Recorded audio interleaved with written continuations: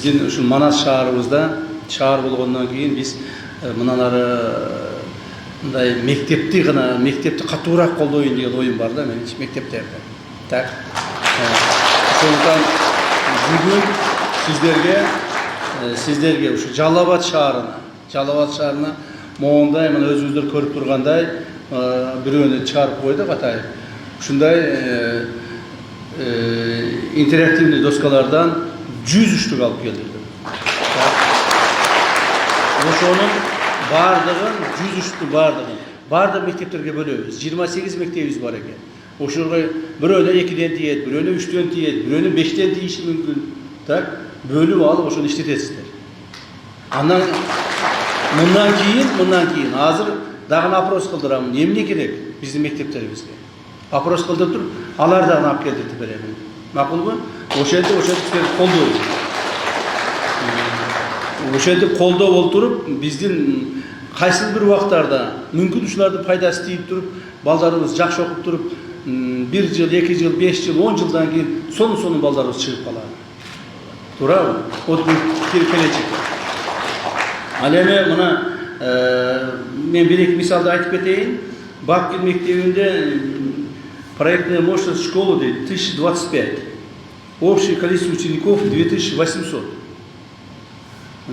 Проектная мощность Кадыр Закирова 670, 2000. 680 Бакиева 2100. Номер 4 640, 1500. Бекмамбет Осмонов 840, 2900, почти 3000. То есть ушундай бизге даже 28 мектеп болсо жок дегенде Жалал Абадка дагы бир 10 мектеп керек экен да мен түшүндүм. 10 мектеп болсо, şu Жалал Абад шаарына дагы бир 10 дополнительный мектеп болсо, мощный бардык баягы столовойлору менен, актовой залдары менен, спорт залдары менен, спорт площадкалары менен, жөнөкөй мурдагыдай ашар-пашар жолдор менен мектеп курбайбыз азыр биз. Курсак стандартный кылып курабыз. Ошентип бир 10 мектеп куруш керек экен, туурабы? Ушуну бир 3 жылда куруп чыгарсак болобу деп мен ойго бөлүп атам. Жылына 3дөн кылсак, туурабы? Ошондо азыркы силердин класстарда, бир класста 60тан, 50дөн, 45тен окуган адамдар почти жок болуп калат. Эң эле көп болсо 40тан, 30дан болуп калат. Туурабы? Ошондо бир аз кичине болсо да регулярдуу кылабызбы деген ойдомун. Ошондуктан мына мен ушул сиздер менен жолугуп, маалыматтарды алып, мондай аралагандан кийин өзүмө ушундай ой келди.